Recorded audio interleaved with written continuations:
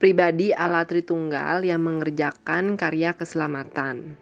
Menurutku, Yesus adalah sumber dari segala yang baik. Dia adalah sumber kasih, sumber berkat, sumber sukacita, sumber kehidupan.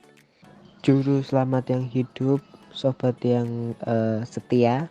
Menurut saya, Yesus Kristus itu adalah anak Allah yang datang ke dunia untuk menebus dan menyelamatkan kita manusia yang sudah berdosa. Dan Yesus Kristus juga menurut saya adalah penolong dan juru selamat dalam kehidupan saya. Yesus adalah juru selamat. Semakin aku tahu, semakin aku sadar kalau aku nggak tahu apa-apa. Memang hidup ini dipenuhi banyak ketidaktahuan, tapi nggak ada salahnya untuk bertanya dan belajar. Yuk kita bahas hal-hal yang mungkin jadi pertanyaan bagi orang Kristen. Bersama Sandra, Wilson, dan Lydia dalam What Do You Mean?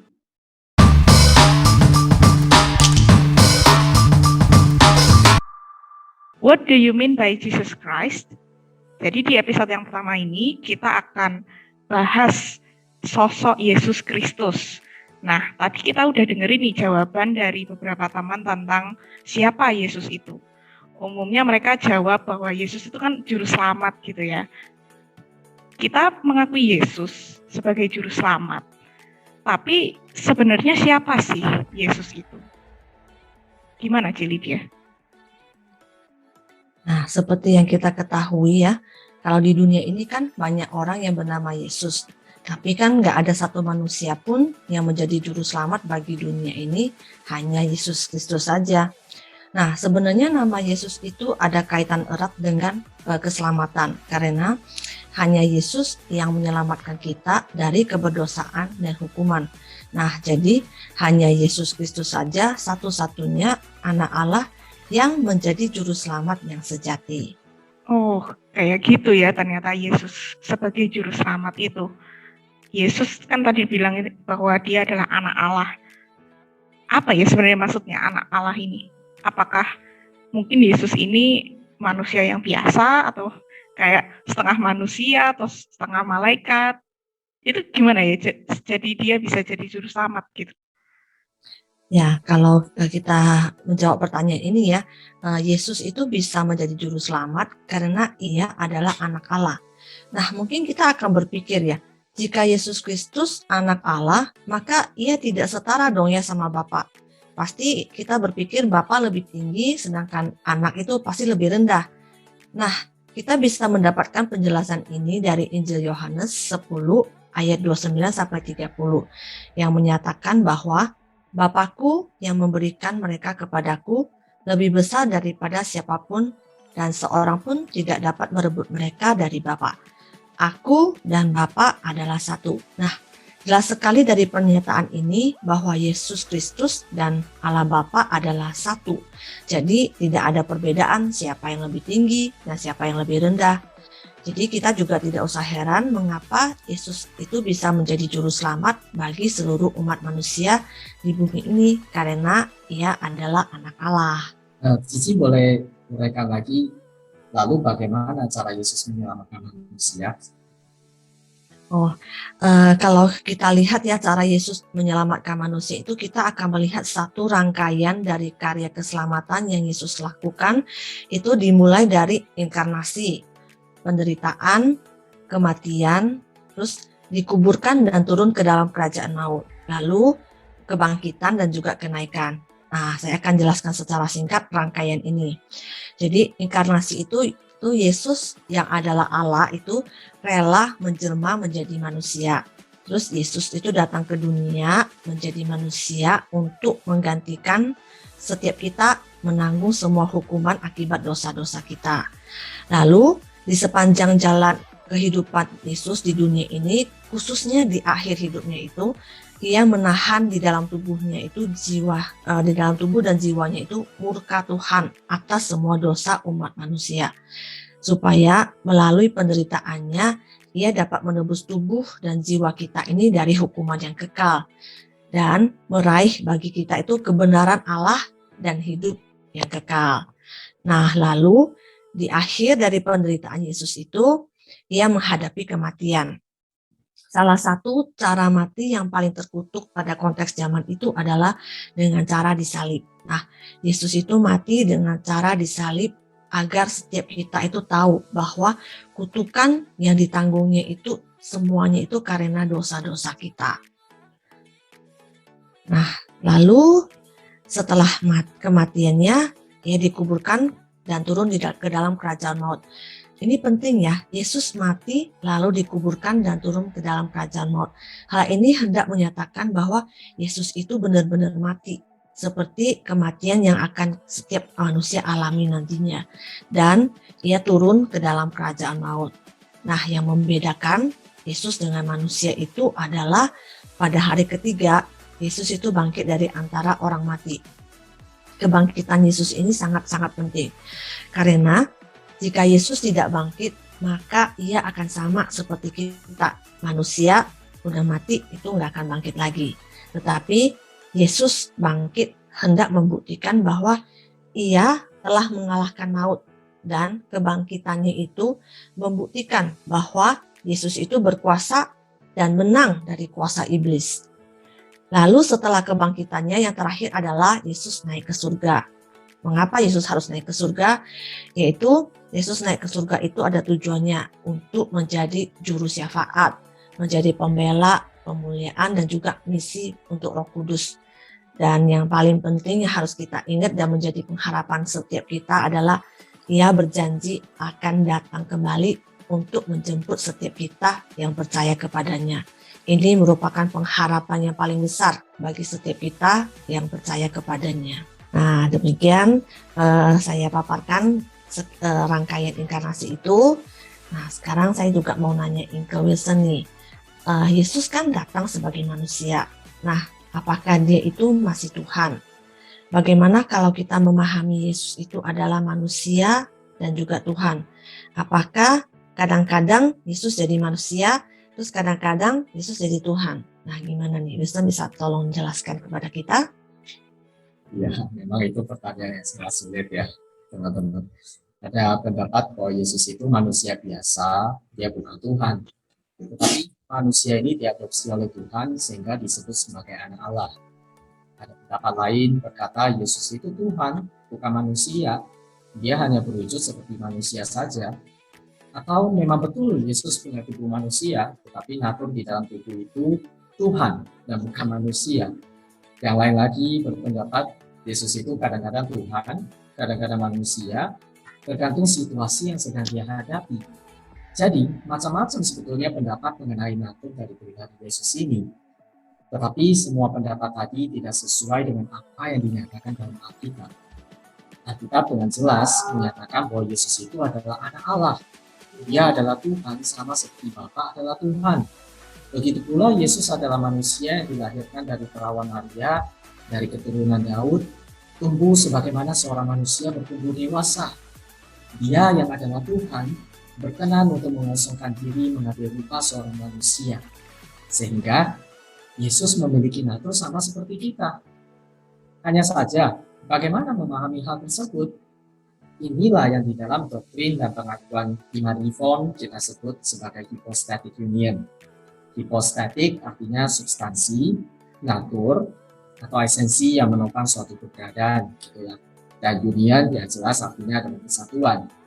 Jadi, hypostatic union itu artinya di dalam diri Yesus ada dua natur yang hadir secara penuh dalam satu pribadi. Nah, saya ulang ya. Jadi dalam diri Yesus ada dua natur yang hadir secara penuh dalam satu pribadi. Yesus adalah Tuhan, Yesus juga adalah manusia. 100% Tuhan, 100% manusia. Nah, kita lihat juga dalam iman Kalsedon, disebutkan bahwa kedua natur dalam diri Yesus ini tidak bercampur. Sehingga dapat dibedakan antara natur ilahi dengan natur manusia. Lalu tidak berubah. Artinya, Yesus yang sejak kekekalan ialah Tuhan tidak berubah naturnya. Ia meskipun kini mengenalkan kemanusiaan dalam dirinya, tetap adalah Tuhan.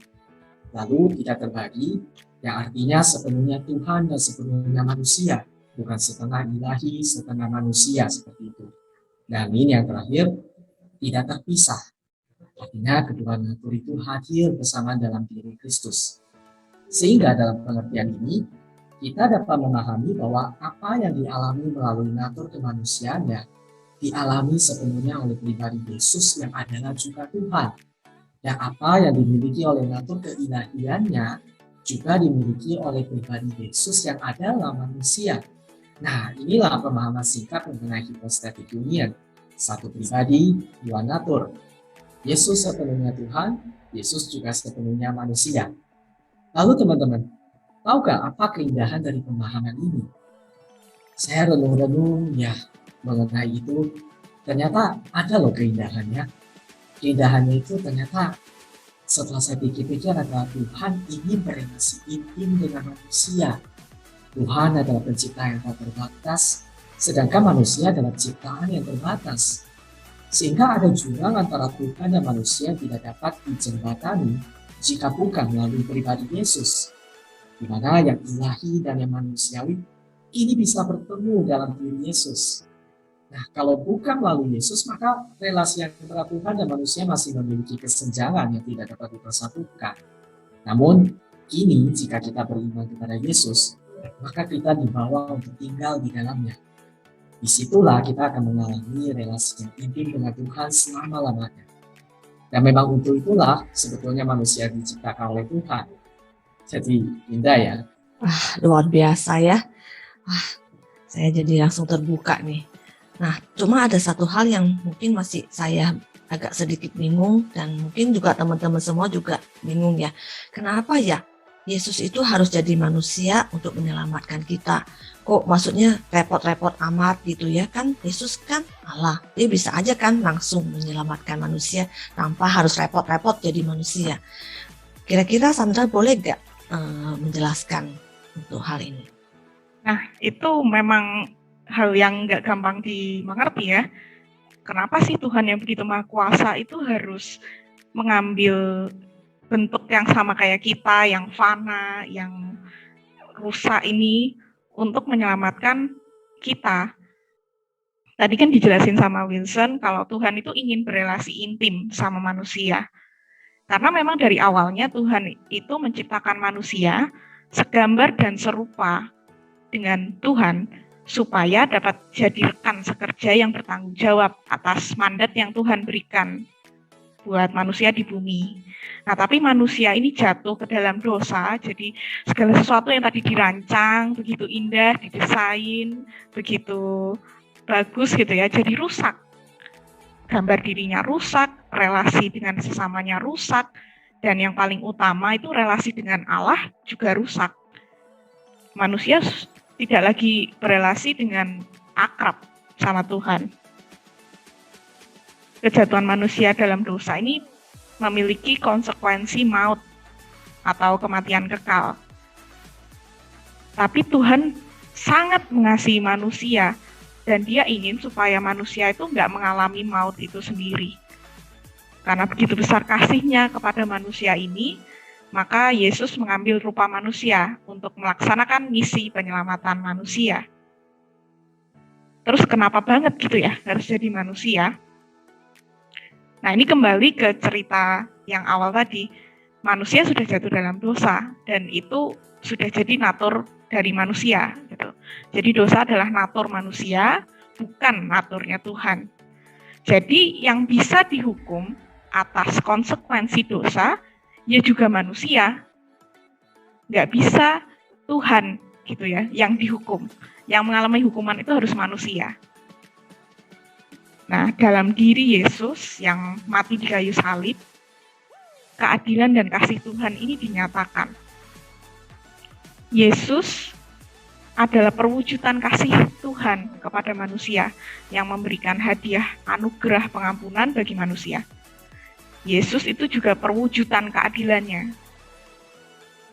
Kalau kita lihat di sejarah, salib itu adalah hukuman paling berat pada masa itu. Dan selalu dikaitkan dengan kutukan. Jadi Yesus yang mengambil rupa sebagai manusia ini menanggung kutuk dan murka atas dosa seluruh manusia. Jadi adil kan? Dosa mendapatkan konsekuensi, Tetapi dari situ juga Allah tetap menunjukkan kasih-Nya, karena manusia sudah nggak lagi dihukum karena dosa-dosa kita.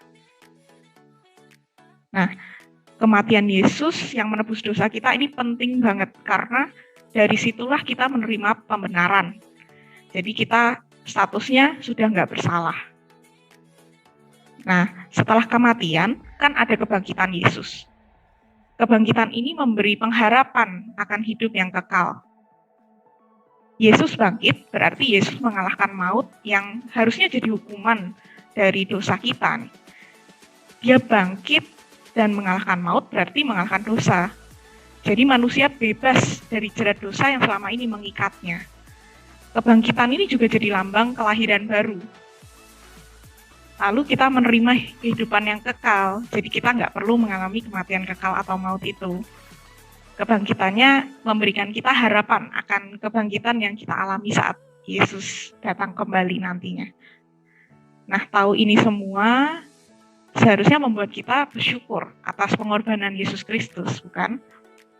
Kita sudah diperdamaikan dengan Tuhan, jadi kita bisa memiliki relasi yang baik. Ketika kita percaya dan menerima Yesus Kristus sebagai Tuhan dan Juru Selamat kita, Roh Kudus akan melahirbarukan kita. Dan setelah itu kita juga akan menerima karunia-karunia rohani yang akan menolong kita dalam hidup sebagai murid Kristus. Nah, kalau kita hidup dipimpin oleh Roh Kudus, seharusnya kita bisa menghasilkan buah-buah roh. Jadi hidup kita bermakna dan bisa jadi kesaksian bagi orang di sekitar kita. Gitu. Nah, kita tadi sudah dengerin nih semua penjelasan mulai dari siapa Yesus Kristus itu dan bagaimana cara dia menyelamatkan manusia, juga kenapa penting untuk memahami natur dari Yesus dan kematian serta kebangkitannya. Terus kita sebagai orang yang percaya kepada Yesus, apa nih yang harus dilakukan? Apa yang perlu kita lakukan sebagai orang Kristen? Nah, itu akan kita bahas di episode selanjutnya. Jadi, ditunggu ya.